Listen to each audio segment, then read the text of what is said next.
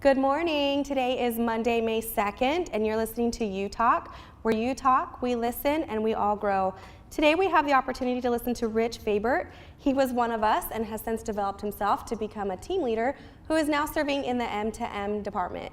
Rich, thank you so much for taking the time to put this together for us, and I know you have a lot of content, so the floor is yours. All right. Well, thanks, Angie. I definitely appreciate you having me. So when Angie first came to me about talking to all of you, I kind of approached her and kind of threw out the idea that we should relabel it as a Rich Talk. Don't think that went over so well. So anyway, kind of wanted to get started a little bit, and I wanted to first off talk to you a little bit about my journey. Not only necessarily here at eBay, but I kind of wanted to talk a little bit about my journey and just the industry that I've worked in. So I've been working in the call center industry for about 15 years now. During that time period, I've had the opportunity to work for companies such as American Express, Verizon Wireless, Henry Schein, and now here at eBay, which I've been here for about 7 years. Now, during my time here at eBay, I had the opportunity to work as a frontline teammate. I also, after probably about 2 years, was promoted into the role of a coach. At the time, it was referred to as our operations support specialist. But during that time, I worked as an operations support specialist and was given an opportunity to move over to StubHub and kind of help launch their Salt Lake City office. It was kind of a hybrid team. So when I did that, I think that's when it really kind of struck home for me and made me realize the importance of certain different aspects that I'm going to be kind of touching base on today that have helped me in my career. So the two topics I'm going to be talking to you guys about today are networking, and we'll get to the other one here in a minute. But when networking, one thing I want you guys to ask yourself is, why is networking important? Now, for me, I truly feel like networking is something that, it's truly something that allows us to build some of those relationships with our peers. And not only that, working with StubHub, I really understood the importance of networking because myself and another coach and 3 other team leaders had the ability of traveling out to our office in East Granby, Connecticut. So during that time period, that's when I realized just how important it was to build some of those relationships. I had the opportunity to meet with a lot of our directors, our vice president. I also met with a bunch of the different leaders in each of the different lines of businesses. And building that relationship really enabled me to have kind of a point of reference or a point of contact that I could reach out to help me with certain topics in the event that I needed some type of resolution. So I kind of wanted to touch base on what are some of the different types of networking. I think so often when we talk about networking, we tend to think of more social settings where social settings where we're trying to get to know someone and trying to build that relationship, but we don't necessarily think about some of the things that we can do on a daily basis within our teams. So I've listed a few up here. Side-by-sides, taking escalations, taking phone calls for your teammates. These are all great ways to be able to not only network within your team, but really kind of build some of that trust and relationships to help you understand kind of what drives your teammates. Of course, there's also opportunities to get involved in internships, become a mentor, do what I did and visit different sites. Those are all different great ways to really build some of those relationships and network outside of your LOB. So another thing I kind of wanted to touch base on is just some things that I don't think we necessarily always think about, which are some social taboos. What are things that we should or should not be saying? And I think this is where it's incredibly important for us to make sure that we know our audience and that we just know how much or how little information we need to be giving them. The way that I would communicate with a director or even our VP may be a little bit differently based off of their knowledge, and what they understand about the LOB or topic that you're referring to. So, now the second topic I kind of wanted to dive into was influencing others. Now, this is a topic that I feel like we all have the ability to influence. I think sometimes when we think of people who are influential in our life, we tend to think of people who are in leadership roles. I don't think that we always tend to look at our peers or look at the fact that a teammate may be able to be just as influential on me as I am on them, or even someone in a higher position than myself. So something to always kind of keep at the forefront of your mind.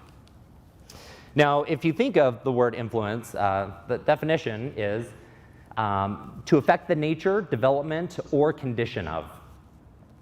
And again, I think this just comes back for me is just that we all have the ability to have a huge impact and a huge influence on each other's lives, each other's careers, by not only what we say and do, but just our behaviors in general on a daily basis. So one thing that's really helped me in helping to influence others is understanding what my strengths are. But not only my strengths, but I think it's incredibly important to make sure that you are getting to know your people and really getting to understand what their strengths are. I've listed up here based off of Strength Finders, some kind of the 4 categories when it comes to different types of strengths. We have executing strengths, influencing, relationship building, as well as strategic thinking. Now for me, I've listed mine up here. I have 3 of my top 5 strengths are all influencing strengths. Activator, communication, and woo, which is winning others over. So since I have a higher number of strengths that fall within that category, I tend to try to leverage those to the best of my ability. But again, I think this is where it's incredibly important to make sure that we get to know the people that we work with or who our audience is, because if we're able to understand their strengths, we can leverage them as well to potentially work really well with other people. So. Now, some different ways when it comes to influencing others. I've listed a couple things that I've done and kind of what works for me, but finding out what people's interests are, building that trust. And I think this is where it kind of comes back to identifying what those strengths are.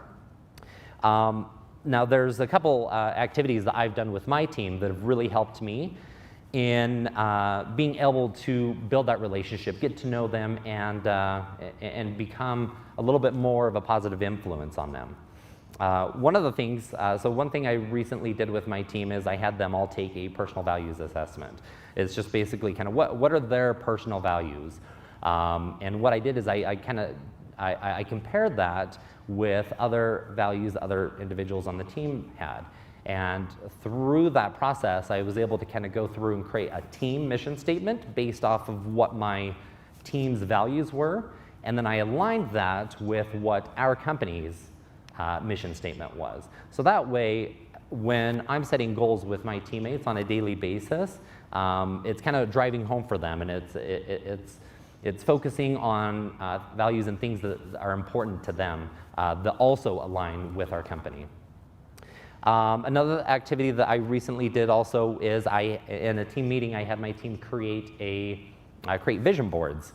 So that way, teammates could come in, kind of share what are some of their personal goals in addition to their career goals, and I had them share them amongst each other so that way they had the ability to kind of get to know each other's interests a little bit better and kind of find out what are each other's goals, what are some of the things that each of us are kind of working on to accomplish. So now, not too while back, I came across this video that I really liked. It was based on leadership lessons from geese.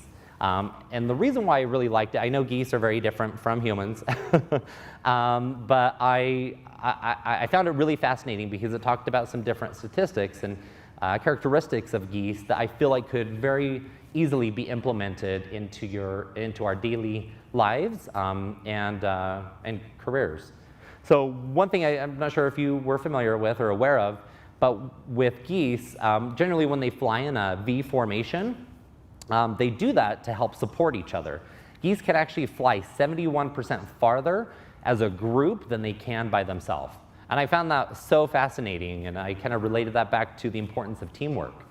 Also, one thing you'll notice when you see geese and they're flying, you'll hear them honking at each other. For me, that's encouragement, and I kind of relate that back to encouragement and how we should all be kind of rooting each other on to do as good as we can to have the best possible outcome.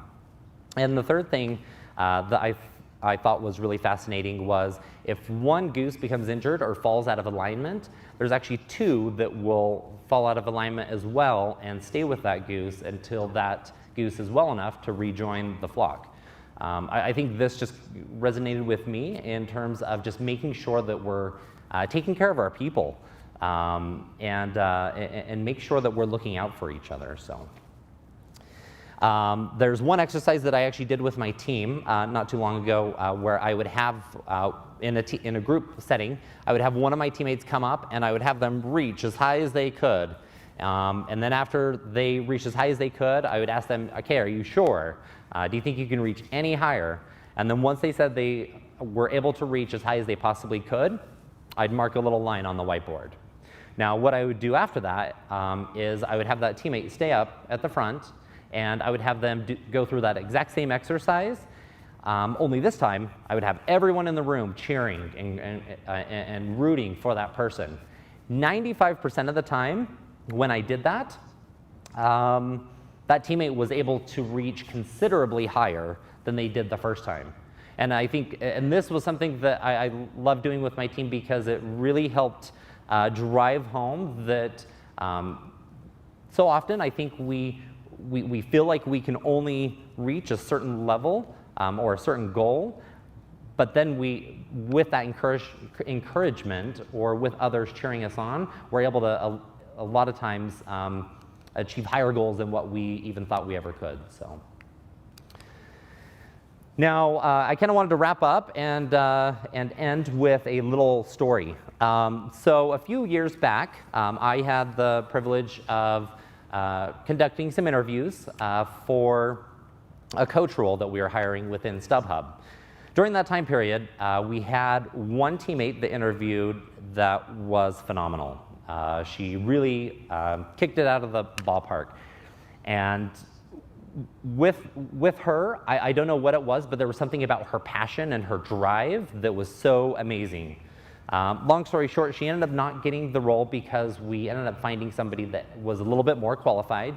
But there was something about this teammate that I really wanted to try to work with her and help drive her career in the direction that she was wanting. So I reached out to her manager, and I was able to kind of work with our recruiting, staffing, and we had some options to be able to bring her over. So with that, I brought her over. I was able to kind of mentor her and have her on my team for about a year. And during that time period, she implemented all of these steps and worked on all of these skills, and she improved immensely. Well, at that same time, we didn't necessarily have a lot of opportunities that were available. So she didn't necessarily have the opportunity to apply for any coach roles, which is what she was really leaning towards moving into. So again, my longer story, even shorter, she ended up being offered a position outside of the company. And during that time period, she ended up accepting that position. And about a year later, I get this text message. Oops. I get this text message from her. And the reason why I show you this text message isn't to toot my own horn or to say how amazing of a leader I am, even though I kind of am. But I wanted to show this to you just to kind of express that we don't always have someone showing and telling us how we impact them. And you're not necessarily always going to get messages like these to remind you that you're on the right path. So this is just a good reminder that everyone can influence anyone else, and it's always important to be cognizant and aware of our actions and behaviors and what we're doing on a daily basis. So, Rich, this is amazing information for all of us, and I think that there's a lot that some of the coaches can take away and the listeners can take away and apply to their own teams. If there was one thing that you would want to leave people with, what would it be?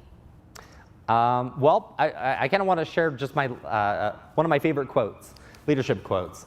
It's the key to success is influence and not authority. And for this, again, I guess I would just ask you to ask yourself is what are the things that you're doing on a daily basis that are helping you to positively influence others? Wow, that is great. Thank you again so much for taking the time to put this together and to share with the coaches and the rest of the listeners that may be tuning in. And listeners, the recording will be up shortly. And if you have any questions, there will be a Survey Monkey, just like usual, in the recording section. And you can leave comments for Rich, questions for Rich, and I'm sure he'd be fine if you reached out to him directly for any more information about these topics. Thanks so much for listening, and have a wonderful day. Bye.